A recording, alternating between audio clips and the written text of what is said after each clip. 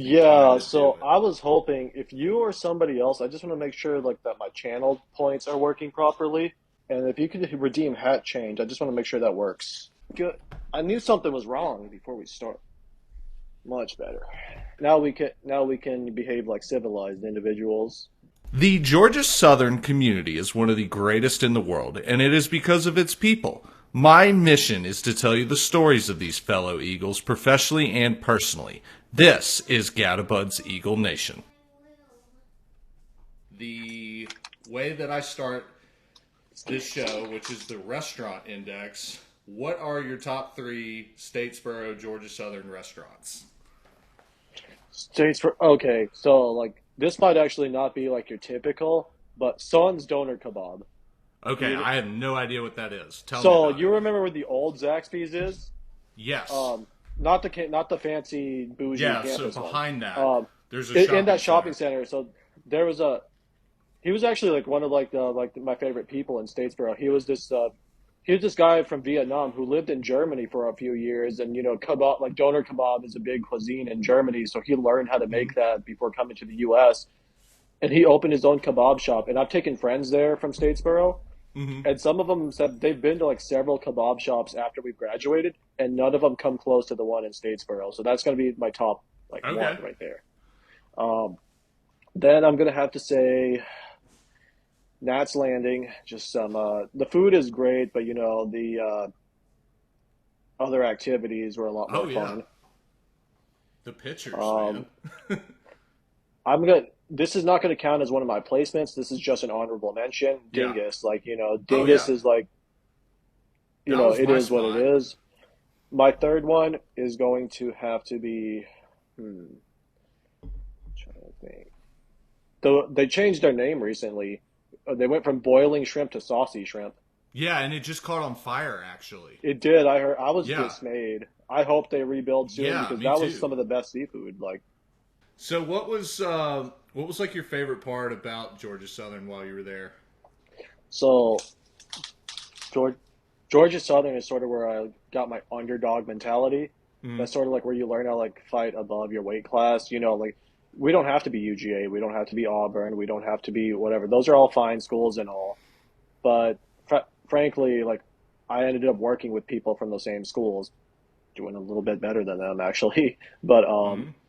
you know, you basically learn you don't need a seat at the table because you could build your own restaurant, and they're all going to come over there. So Yeah, I love hearing that, man, and I can definitely relate for sure.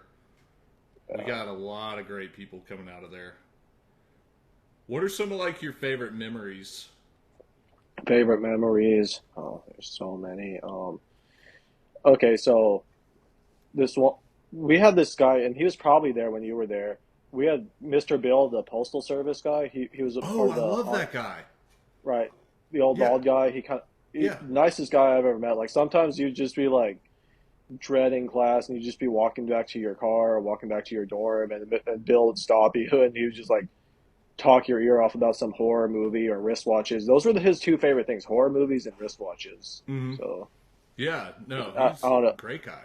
Like he definitely went out of his way to definitely enhance the experience. Um, I would also say just the going to going to Nats. That was always fun because I love the shrimp and grits. And I started well, we resurrected a club for logistics majors. We were just like the logistics association has all but like disappeared Mm. except for like one member when I was there. And that member reached out to us, like me and several other logistics majors, and I ended up becoming the vice president and the VP of events prior to that. And we brought that back to life. And I think we had a major part in Georgia Southern supply chain degree being as powerful as it is now. We're one of the few schools that are like grandfathered into so APIX is like, well, they changed their acronym now, but they were like this certification board where you would take these various exams for various supply chain roles, like the CPIM or the CLTD or whichever one like was suitable for your line of work. If you graduate from the Georgia Southern program, you're one of the few schools on that list where they have this special certification that all you have to do is apply for because you went through the Georgia Southern program. Therefore, you just get it, no test. That's awesome. So yeah, so I have that too. So you graduated. What has your story looked like post Statesboro? You had that underdog mentality. Hmm. How has that been going? Well, as soon as I graduated, right, it took me 8 months to get my first real job. I went Hmm. back to working for my parents at the store after that, and I kind of hated that. I was just like, I didn't go to college to do what I was doing in high school, Yeah. but I ended up finding a job, and it was great. And I'm not gonna lie, I was not qualified for that job. My other two coworkers in that job were like several years older than me, had way more experience within that company, Hmm. and like I managed to get that job. I was surprised to have my own office out of college. I was just like, wow, I guess That's that Southern nice. diploma really worked. Uh, then like I worked there for about a year, and then COVID hit. I had to go back to the store again, Yeah. and then eventually, like it took a while to find a job after that. So I started helping a few alumni friends of my three of my fraternity brothers from Phi Delta Theta. Hmm. Once they left Southern, they started a music group. They started doing hip hop, but they also started doing like reggaeton, like Spanish music. If you're Hmm. familiar with Bad Bunny or J Balvin, it's that type of Yeah. genre. And after losing my first job, I started helping them with their social media and their YouTube, and I still do that on the side. They're Hmm. known as Mucho Info, and they uh, basically, helping them grow over the years. And then I ended up working at a warehouse doing IT. I had no IT knowledge whatsoever, Hmm. but made it work. Did pretty well there. Then I went into consulting. And then after last year, my dad's health started declining, so I ended up having to leave that job after I worked there for a year. He unfortunately passed away, so I've been Oh, helping with really? the family business and doing some traveling. I did a lot of traveling because when you work, you don't have that same free time anymore. No, So you do not. I did a lot of traveling and more focus on my content creation last year. So I did a lot of streams. I try to do streams in various states. So I did California, Nevada for TwitchCon, Hmm. Florida. Even during my graduation, I did a stream at Miami. Then I went to Toronto, hung out with a friend there. Cabo San Lucas, Mexico. Um, I think Georgia, of course, Hmm. and then New Jersey, and New York, and Canada again. I just came back. Also did a driving stream through Pennsylvania. Just I wanted to go into content creation because I'm helping with the family business now, and I feel like entrepreneurship is just a way to go, and this is Yeah. also a way to like combine entrepreneurship and a hobby that piques my interest. So if the content creation goes somewhere, great. If not, I'm having a great time doing it, so I'm not going to Yeah. stop. No, and you're doing a good job. The fact that we keep seeing growth means Right. that you're doing something people like. I think you've done a really good job with that so far. It's in a totally different niche area than me. What about what you do made you passionate about that and drawn to it? Well, I guess you were able to use your interest to actually grow as a person. Like I was always into food and like giving my opinions on food. So I decided to just review food. That's why my stream was called In the Cupholder, because it just Hmm. started off with me and my phone like in the cup holder, just streaming myself in the drive-through, trying a product and reviewing it, and then it stemmed into so much more afterwards. That's awesome. And you basically started with like no capital, no investment whatsoever. Just an iPhone, a cup holder, and a dream. That's the GATA underdog mentality right there Right. in a nutshell. I started this with a lot of tech, but it was Mm. because of my career as a software engineer. It wasn't just me throwing a bunch of money at this. You went to TwitchCon. Tell me about that. It was an amazing experience. I met some streamers that I had known just online for the longest time. Like one of my friends, I only knew her for like 2 years, but Hmm. only online. It turns out she's actually from South Carolina, and by the time I was in Statesboro, she was actually going to school in Savannah. So we actually were in the same area at the same time, but didn't know each other. So we thought that was funny. Is this the one that you were a guest on her video that you showed me? Yes, yeah. Okay. And she lives in Nevada now, Okay. because like for the type of content she makes, that's a better location. It's a legal location. Yes. Yeah. So, Um, no, that's awesome, man. and So that was like the first time I've been to Las Vegas as an adult. Last time I was in Las Vegas, I was 5, 6. Twitch is wildly different from what I've been doing. This is honestly, I went live one time on YouTube so far. This is already the most live commentary I've done on anything. Like, how do you be successful on Twitch? What's the big differences between this and just getting YouTube videos done? And how is Oh, it part of what you do exactly? well, they both have their trade-offs, right? They Mm-hmm. both like a video, you could put it out there and it's just going to get views as long as it's picking up traction. But you have to edit it and put all this other effort. Mm-hmm. With this, I don't have to worry so much about editing, but I have to be monitoring the chat, making sure I'm not ignoring people. I would say like don't be discouraged easily because like right now like don't even look at your follower count like Mm-hmm. whether it's mine is I used to be like wondering why isn't anyone looking at my stream like I'm doing something really cool, right? Like and there'd be like 2 followers. Just regardless of who's watching, just do what you're doing, have fun. Mm-hmm. Try to network and promote yourself. Like the way you and I network, just carry that same mentality over to Twitch. Should you ever want to start doing your Mm-hmm. own streams, promote yourself on other platforms. And I think because of what you're doing on YouTube, you might have a little bit of an easier time because you've already built somewhat of a I following would. and people would be like, oh, we could actually talk to him like live this time that we're normally used to watching his videos or reading his tweets, so Yeah. that that happens a lot. Yeah. The biggest thing for me, the number one reason I'm not on Twitch, well, there's really two reasons, but the biggest one is I'm a married father and I'm Mhm. also a full time software engineer. So the majority of my gaming content creation occurs between the hours of 2 and 7 a.m., which Right. is far from prime time for Twitch.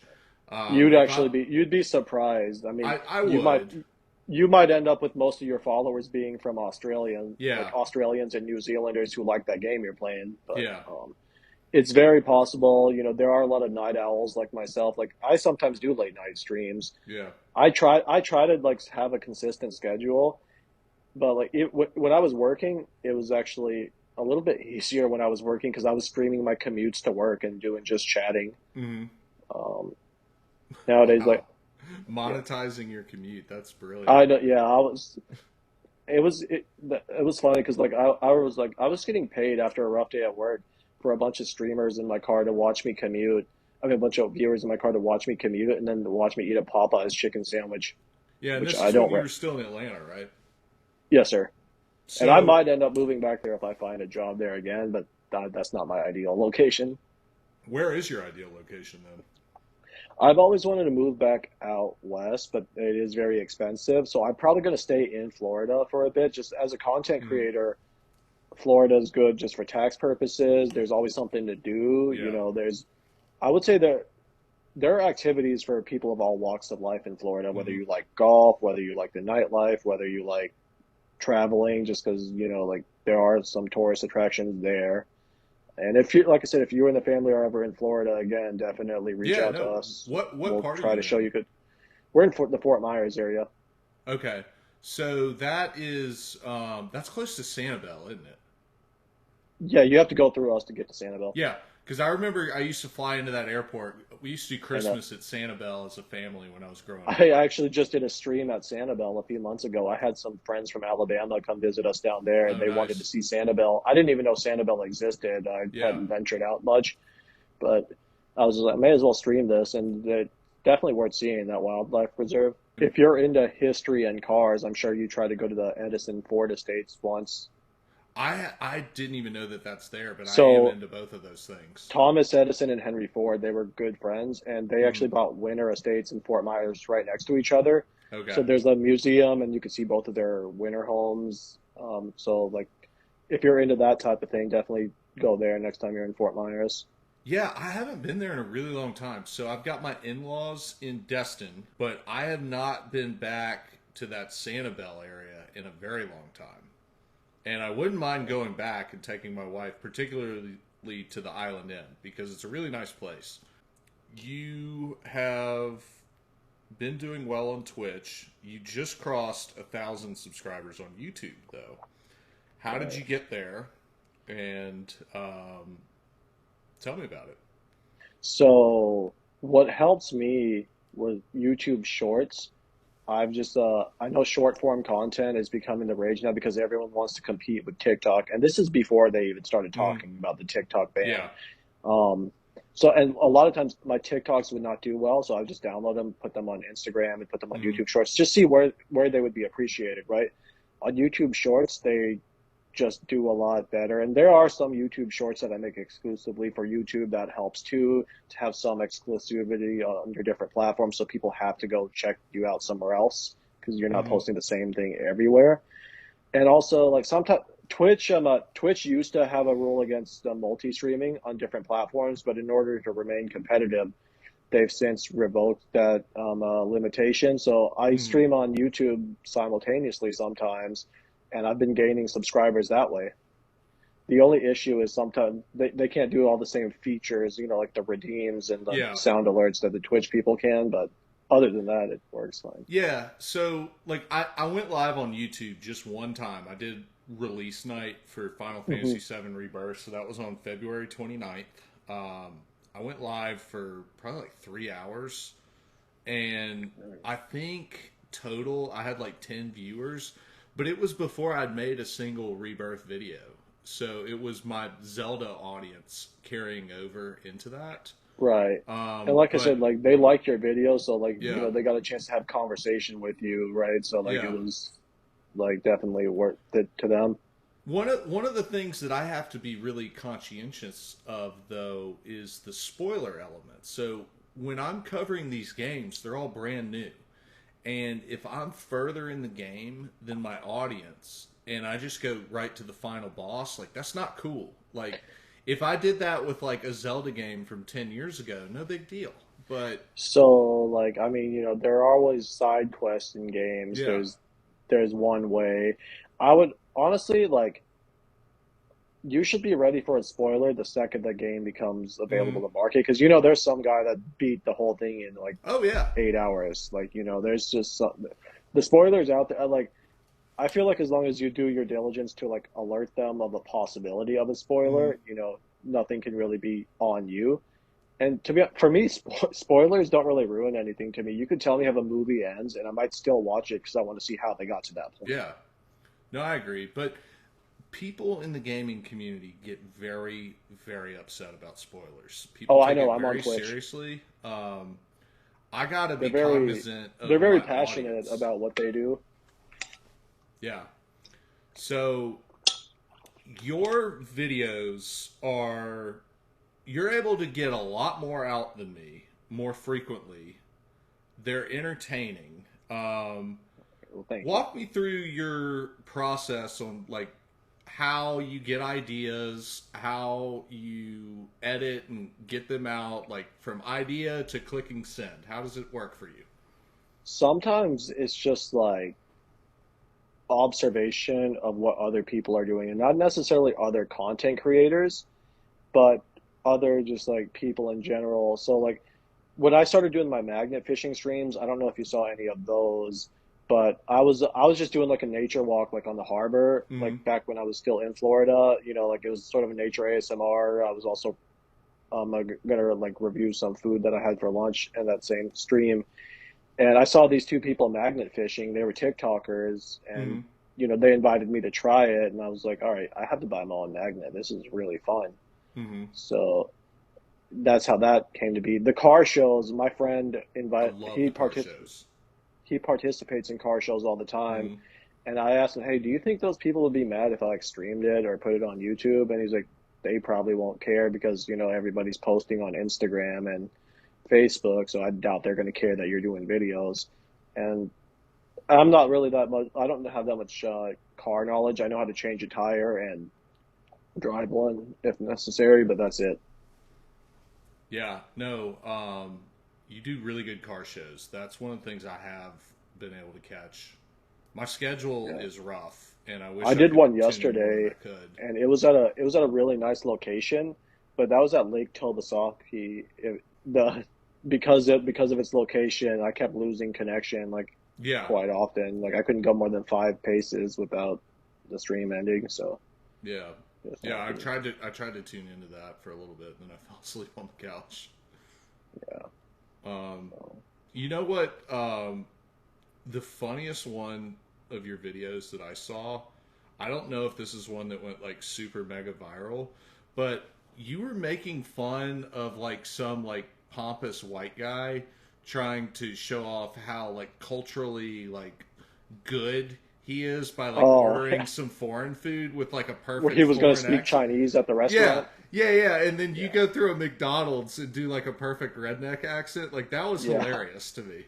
Yeah, and like the thing is like it's good to like explore other cultures and stuff, Yeah. but I feel like giving yourself a pat on the back is kind of stupid, right? Because it's like, Mm-hmm. like a lot of people grew up speaking multiple languages. Like a lot of people grew up like I guess without like living inside of a bubble. Mm-hmm. Even me growing up in the deep south, I still was exposed to a lot of different things. And I don't know, it's like oh I learned how to say hello in Spanish, so I'm just gonna walk around with my nose in the air because I'm just the greatest person on earth, right? I saw your video that went mega viral on TikTok though, Oh yeah, the two and million one. yeah, you've got a million view one. That's quite an accomplishment. I remember telling you when you were still under 1,000 subs on YouTube that because of the niche you're in and your overall strategy, you're able to put out a short video almost on a daily basis. You could even do multiple a day. And Georgia Southern won 6 national championships trying to run the ball 3 yards at a time. And every once Mhm. in a while, that 3 yard run became a 60-yard touchdown. And it was just a matter of time until the next one comes. That's kind of And how my YouTube shorts are working that right was now. that TikTok one was a 99-yard touchdown. Like Right. that was great. And you need to keep doing that. And I know that you've hit 1,000 on YouTube. You are one more breakaway touchdown from going from 1,000 to 2,000 at this point because Right. there's not really a cap on your audience doing what you Right. do. There's only so many Final Fantasy VII Rebirth players right now. There's a ceiling at what I can hit right now. Right. Well, like I am going to start making more gaming content once I get another PC. I will Mm. actually start doing that because right now you've seen my gaming streams. I have to Yeah, point the webcam at, and when I have my Xbox, you're I doing the could cup actually stream. holder. Yeah, and to be honest, some people like it that way. They kind of like that setup, but I still like to have the technological resources to really get my stream up and off the ground. Well, when you're ready to throw some cash at it, I'll help you with that. Happy to do All that. right, appreciate it. I'm looking at building my own PC off of a PC parts picker right Yeah, now. So, yeah. You can have me on FaceTime the whole time if you need me to. right, I think I want to stream like the process of putting it Oh yeah, together. I'm gonna do that. I've got that planned for next summer for me. Hmm. I'm gonna throw a couple bricks at building a new mega PC. Right. Um, Um, I'm gonna what I stream will, it and then I'm gonna like cut it down into a condensed YouTube video.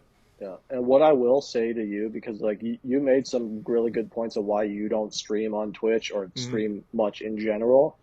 Once you do build a following and there are just days where you're just like I don't know like what I'm going to make a YouTube video out of that Hmm. same time frame that you normally make content like hey guys I'm going to be on Twitch today and we're just going to play Call of Duty or we're going to Yeah. play that same game like I started off as a variety content creator and I added gaming like gaming is one of the last things like Hmm. I added gaming before the magnet fishing and that was fairly recent and that's just because I can't just go outside every day Yeah.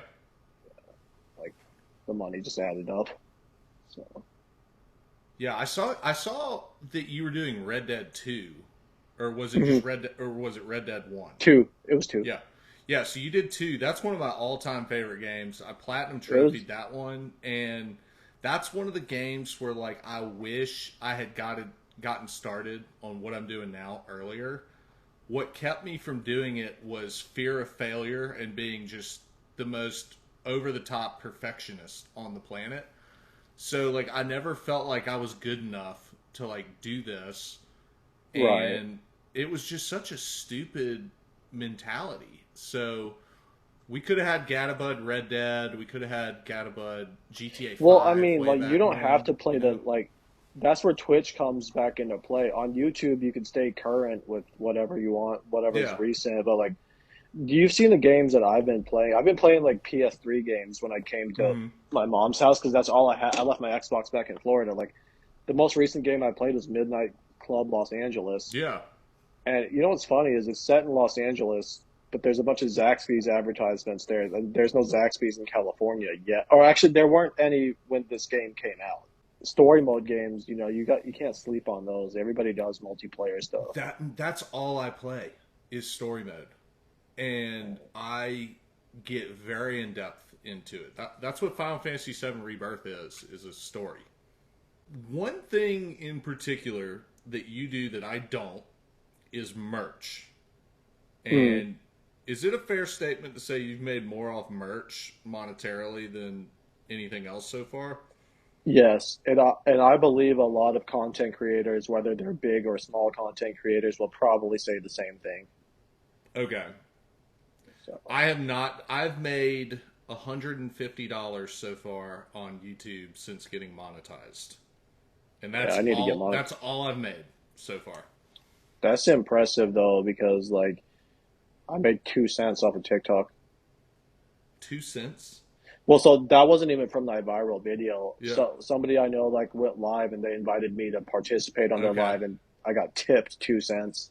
Oh, okay. Interesting. Yeah. Like the same way you can give bits on here, you can give like coins or roses or Yeah. whatever on TikTok. So TikTok doesn't pay you a lot. I mean, Just, I'm technically not monetized on there because okay. I'm not even a partner yet because you have to hit 1,000 or an Okay. affiliate, whatever they call their Yeah. real people, not us bottom feeders, right? Um, You know. but like because I was participating on somebody else's, I was still eligible to get tips Okay. off of that live. Talk to me about how you do your merch. I do my merch on a website called Bonfire, Mm-hmm. and there are many websites like it. Bonfire is the one that I found is most user friendly and beginner friendly. There are some Mm-hmm. limitations, like I can't do everything I want on there, but starting out, it's fine. Even if I move over to another store, I'll probably still keep my Bonfire store up because it costs nothing, and I could be like, all right, these designs are on here, and then like whatever else I do, I'll sell somewhere else. Um, when you buy a T-shirt or a hoodie or a coffee mug or a hat, right?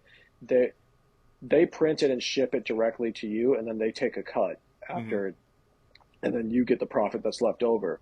Yeah. And that takes a lot of the work out on the creator side because imagine if my customers were getting mad that I just hadn't gotten to the post office yet because I've been so busy with my, you have kids, so I think Yeah. like Yeah.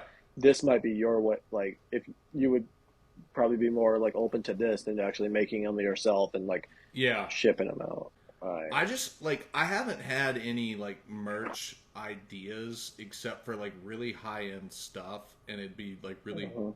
it wouldn't be gaming, it'd be more Georgia Southern type stuff. Right. So Well, I mean, like I said, you can always do both. Like yeah. you can do something else with Bonfire, and then when it's time to do the collegiate stuff, like Yeah. that option won't be taken away. There's not really like, Yeah. I have to and get I got to get licensed by the university, like mhm, Skylots behind me has done, right. to make those neon signs. Eagle Nation, I love collecting Georgia Southern stuff. I've got some really awesome things back there, and now the bar is really, really high for me to want to add anything more to the mix. So, what more could I possibly ask for at this point?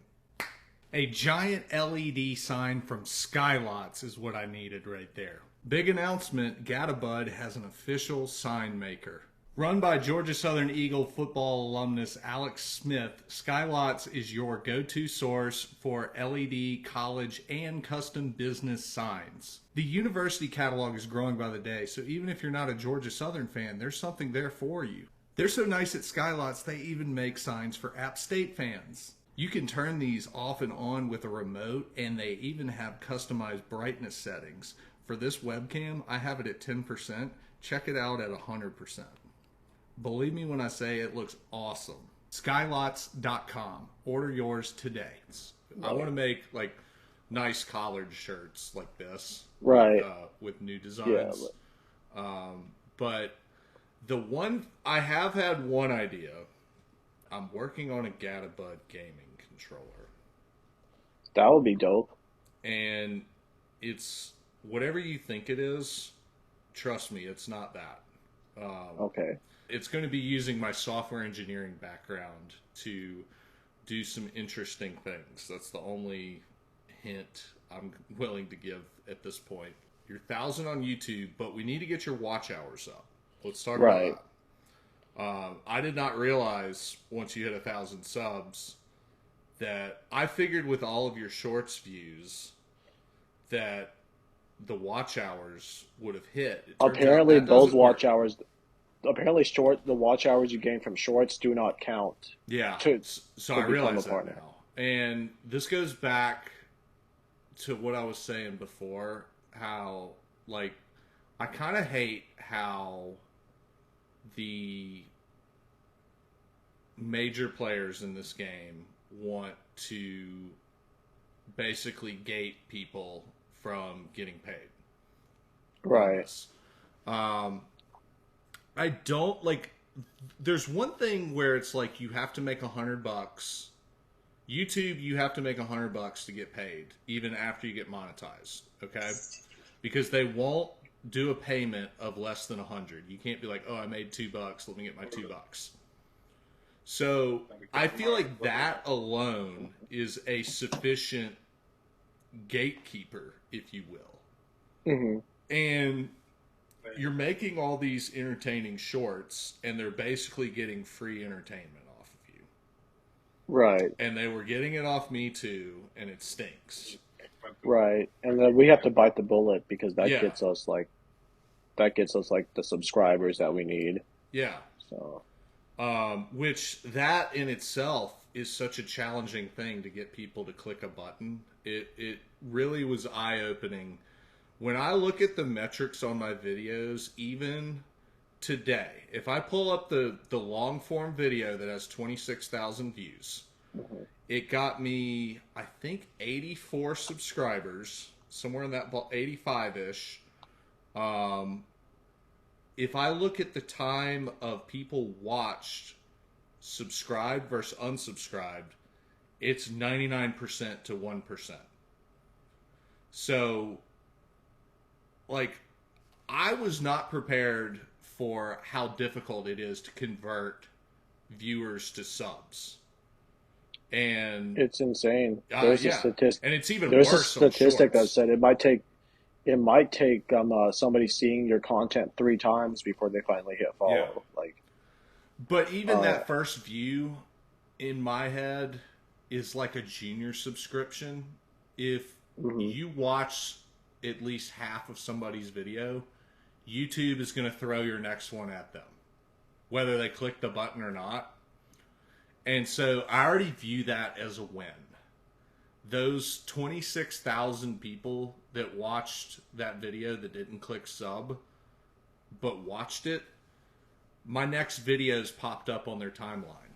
And I saw a noticeable bump in viewership after that one.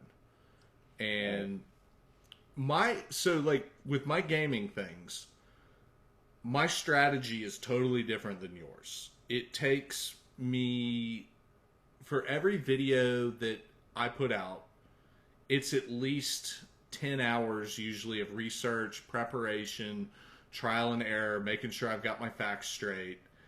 And then I get it out, and there's dozens of other people trying to put a video on that same topic out. You got to win the clicks. You got to win the method. is what you put out more helpful than the other guy? So it's a very difficult thing to do. And then there's the element of, is this game even something people Google? Like, are there hard parts to it? Final Fantasy VII Rebirth? Absolutely. Final Fantasy 16 last summer? Not at all. There were no viewers to be had whatsoever, no substance to make videos on. So there's the limitation of that. And then there's the fierce competition. And it is a tough game, dude. So I was asking about retention and winning the clicks. What are your strategies for that? Or do you even have any at this point? Because it's okay if you don't. So retention, like I started doing research, right? And it's like you're Mm-hmm. supposed to look at your videos, and you're supposed to like look at when people like stop watching, like Mm-hmm. on the timeline. I don't really have a strategy because like I feel like no matter what I do, there's gonna be somebody that's not pleased with my work. There's gonna Yeah. be I've lost I'm a variety streamer, so I'm actually kind of used to losing followers because eh, they can be kind of like they could be kind of only following me for one thing. They only like the food review. So the day they saw me Yeah. playing a game, they're just like, "Oh, this is horrible. This is like they act like I just burned their house down." And they Yeah, just no, I've unfollow. noticed that too. And Because, like, I did mine starting with Zelda. So, and then I started doing a little Starfield and Final Fantasy. yeah, So, I will say the best way to retain retention though is just keep a dialogue with with your regular viewers. Be like, "Oh, hey, how's it mm, going?" Like, like try to remember something about like Claremont Gaming. He was in here earlier. I know like yeah, this is not a normal stream, so I wouldn't talk to him like that often. I yeah, didn't talk to him as often as I normally would, but I'll ask how he's doing. Like, what kind of food? Like he'll usually tell me what type of food he's making because he knows I'm interested in food streamer mm, or in food related content. So usually we'll have a conversation about that. Cameron or Cam Man, he'll talk about the next upcoming car show.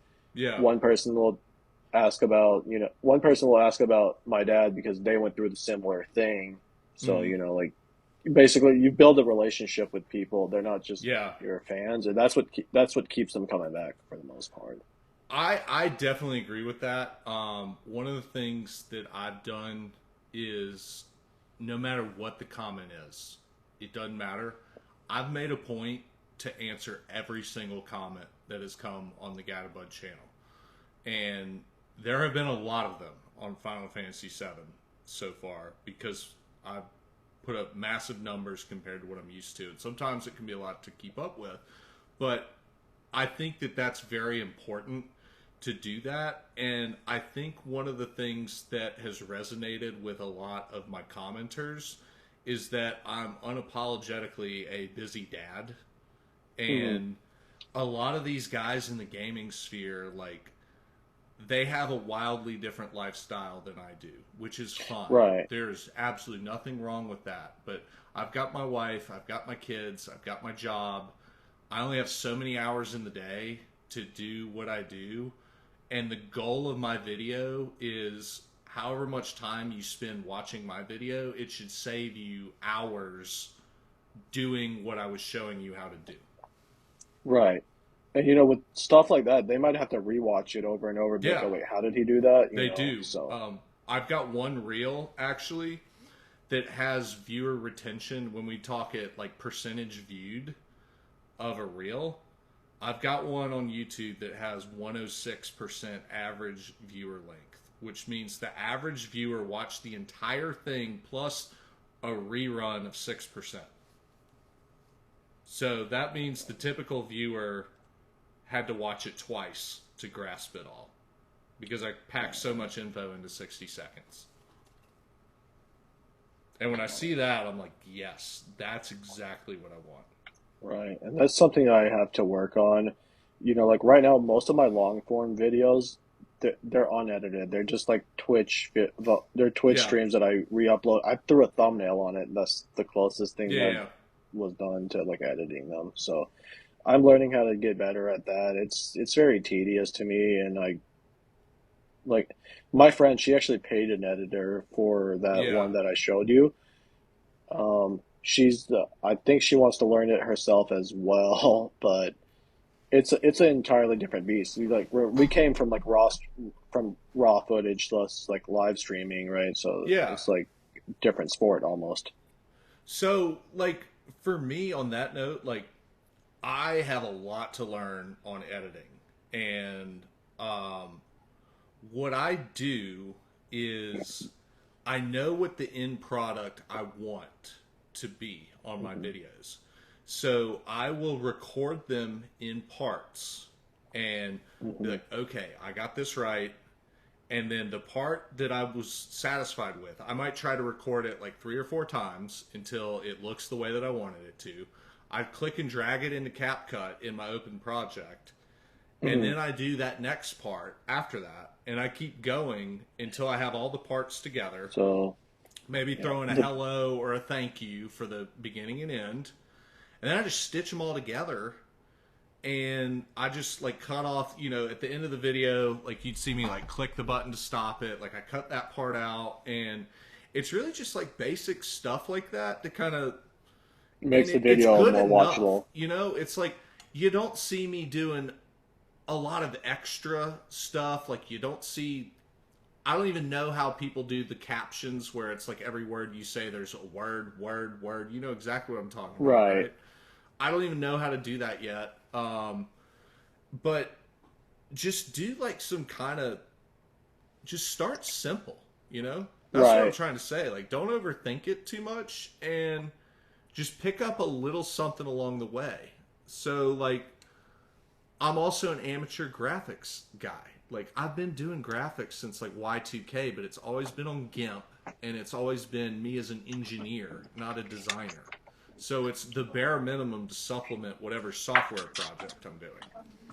And like, I've learned little details like the PNG format.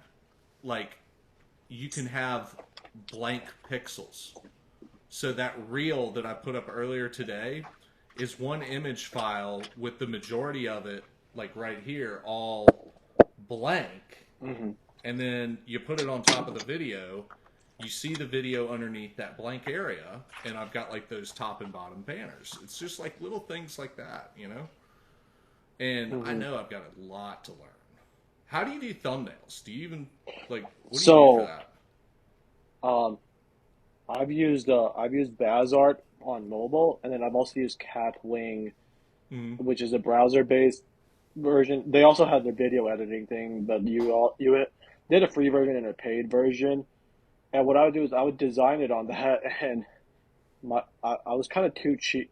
I like ran out of my free trial, so I Mm. was like too cheap to like download it. And like they used to make you download it with a watermark, if you didn't pay Yeah. for it, which I was okay with, right? But then like my free trial ran out, so after I designed it, I've just been taking screenshots with the snipping tool. Mm-hmm.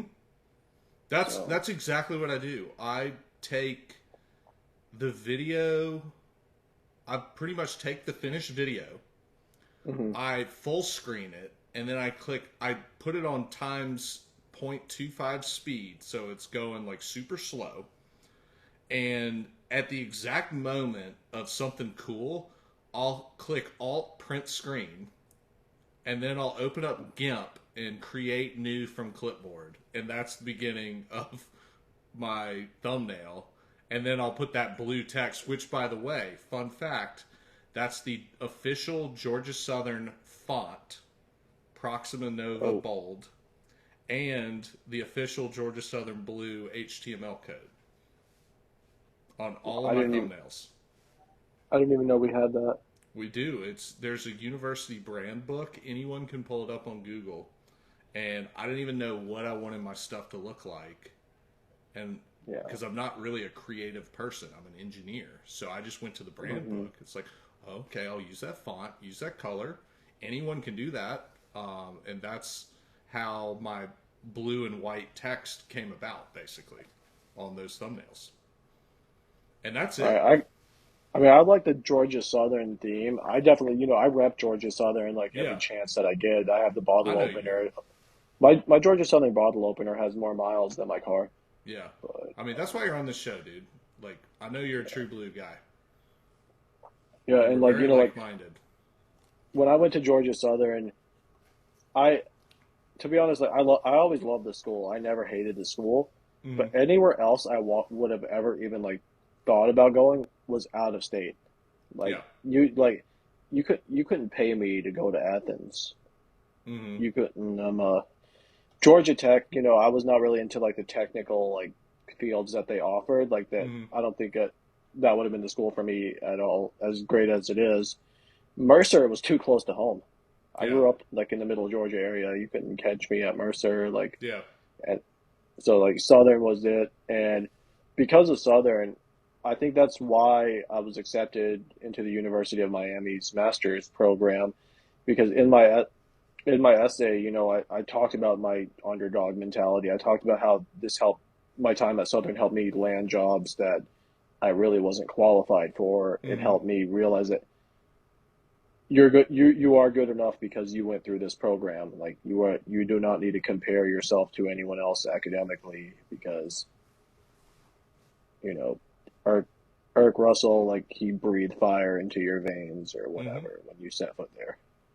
No, that's exactly the point of Southern. My parents wanted me to go to Tech, and I did not want to go there.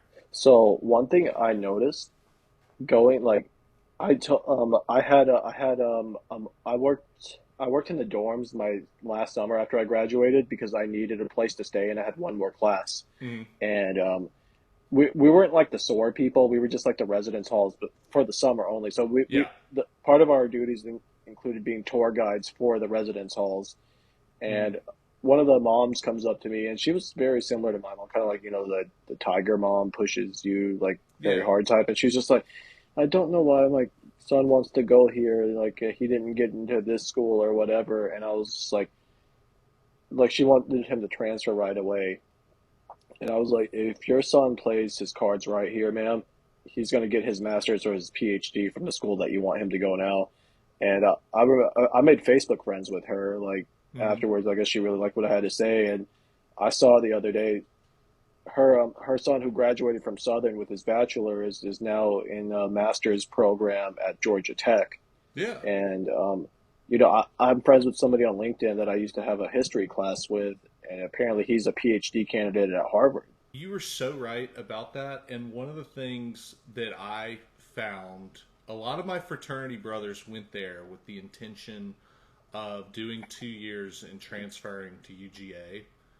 And a couple of them ended up Oof. doing that, but the vast majority of I them did not. They ended up loving Southern and just staying there. I never And wanted to transfer, but I did want to I wanted to go to law school. Like I had in my yeah, mind when after high school I wanted to be a lawyer. It was like, all right, I'm going to do my bachelor's at Southern, and then I'm going to get my law degree from UGA. One legal studies course, and I was just like, this ain't for me. I'm in the MBA program now Right, at Georgia Southern. I sent one application. GS was the only one. And I told them that. I right, was like, if I'm getting an MBA at Southern or bust. right. And I considered Southern as Yeah. well, but for me, like I was living in Florida when I Yeah. started the program for the first two classes, but also like I wanted to represent Georgia in like other fields, and I Yeah. consider graduate school like a career. Like like I like George somebody from Georgia Southern needs to be like showing these people like who's boss. I graduated in 2018 from Southern, Mm-hmm. and I had a job for a year, but then I lost it right around COVID, and it Mm-hmm. was back at the family business, and I was at the other family business in Florida at the time, and I was like, you know what, I may as well start with my master's because a lot of the job applications that I was seeing was going to say 3 years of experience or 1 year of experience with a master's. Mm-hmm. So I was like, well, may as well use this time wisely, right? Yeah. We're both 1,000 subs on YouTube. You're doing way better at Twitter than I am. And infinitely better at TikTok than I am because I'm not even on TikTok due to. Twitter is starting to become less and less worth it every day. Yeah, it really is. It's great for the diehard Southern fans, though. Like, our niche is there, and they're not going anywhere. Oh, So, well, I need to start tapping into that niche then. yeah. Well, this is exactly what we're going to hit. I will not be on TikTok unless the Chinese Communist Party sells the platform. Um, That's a conversation for another day, though. That's me as a Yeah. software engineer and data security specialist. This needs to happen. Okay?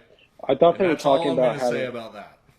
I thought they were talking about having like a server or like room like being held in the U.S. for American users. It needs to be more than just that. They got to change ownership. The data needs to come into the U.S. I mean, yeah. I'm In going to that try to case, make it. I'm going to make this short and sweet. What we have given China is the ability to literally map out every square inch of the United States, every fine detail, just on all of those little video clips we upload. There are so many different ways that you can develop AI and software algorithms, just stitch it all together and basically have a full blown CIA just on the stuff we literally gift wrap them. And mm, that's with their increasingly more hostile and aggressive stances. This I try never to get political on my stuff, but this is just something that I feel does need to happen. And right. until that happens, I'm not on TikTok. I don't want to be one of the guys sending those videos, even though mine aren't really relevant to what they are trying to data Yeah. mine off of us. So that's my little soapbox on that. I apologize if I've offended anybody. This is just me as a software and data sector expert. I'm a software engineer in my day job. I know what I'm talking about on this stuff. And I know that the other companies are far from innocent as well. They have plenty of skeletons in their closet as well. Oh yeah. So, We're talking about you, Twitch. yeah. I've seen some of the fumbles they've done. Very questionable decisions. Yes. Yeah. And like With even like Twitch doesn't care if we curse, but I've been trying to keep my language yeah. clean for YouTube purposes because Yeah, like yeah, yeah. as somebody who multi streams, I know I need to follow the rules of every platform that I'm on. Yeah. So I know that this back here, family friendly, these are LED signs hmm that a Georgia Southern alumni makes. Alex, new friend of mine, he played football and started making these signs, and he does them for every college team that he can get licensing for. And so we keep getting new logos every day in the fold. So he took a chance on me. So that's why I make a point to tilt a little this way, and you see that beautiful sign behind me at all times.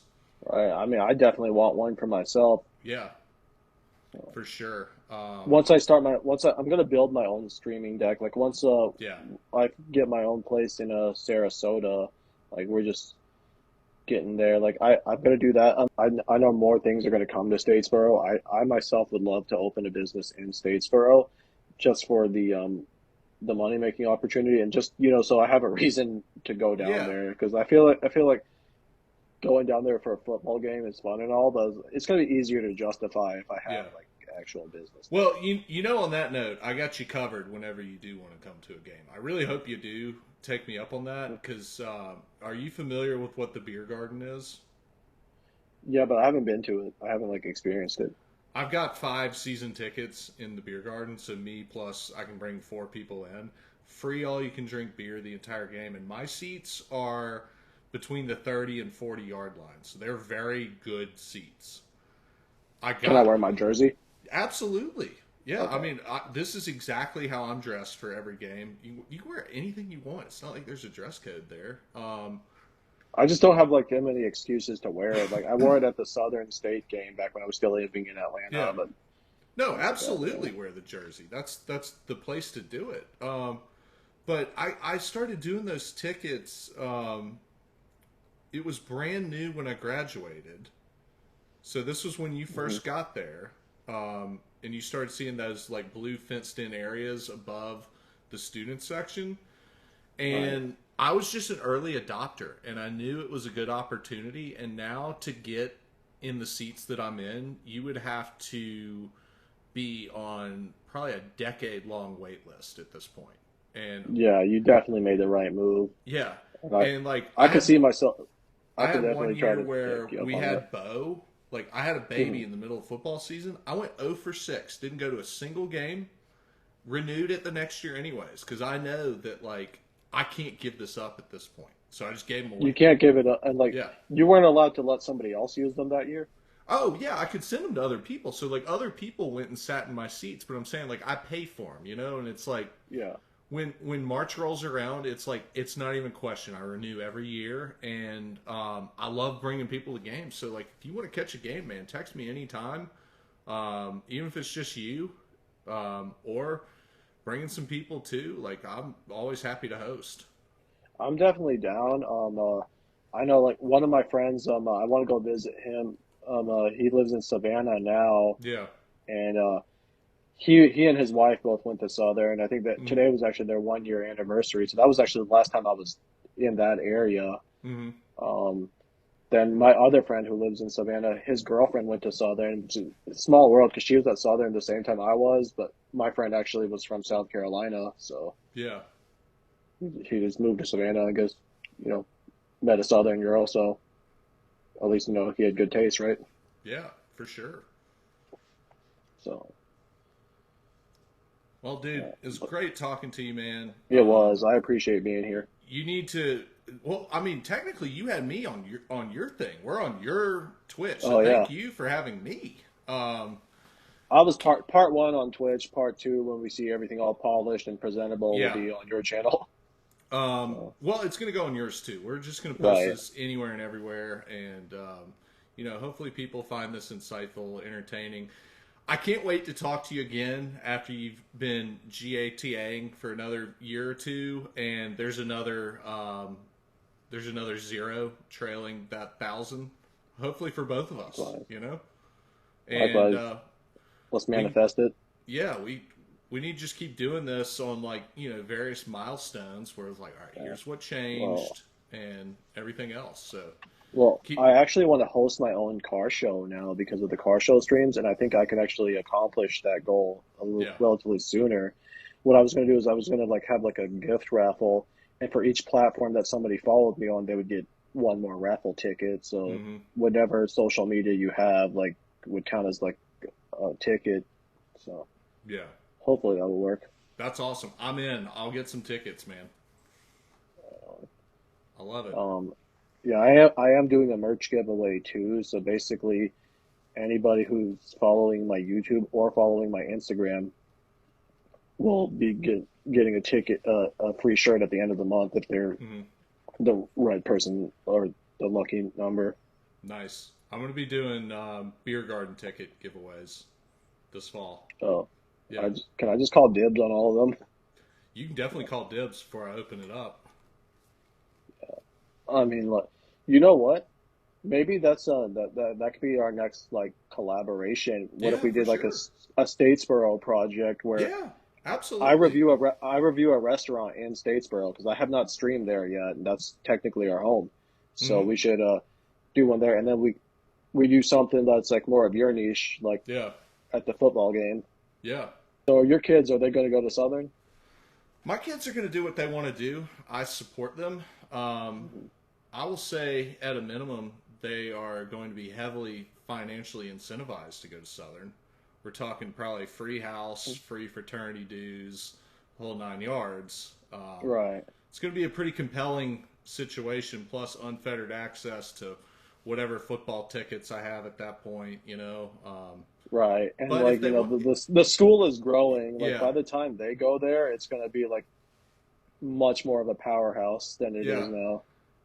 But more importantly, I think they'll have sentimental value.